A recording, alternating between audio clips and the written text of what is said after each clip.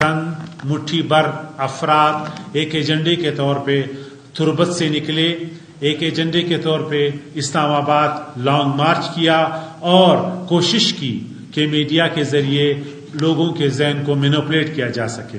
ان کے مطالبات جس طرح آپ کو معلوم ہے، ایک دہشت گرد جو کنفیشنز 11 انسیڈنٹس میں انہوں نے ریاست پہ پاکستان پہ حملے کیے ہیں، ان کے کنفیشنز ہیں، FIR ان کے خلاف درج ہو گئی تھی، CTD نے کیا تھا۔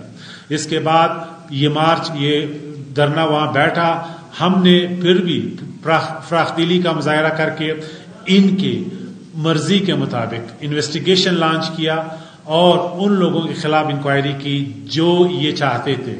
اس کے علاوہ ان لوگوں کو ہم نے سسپینڈ بھی کیا۔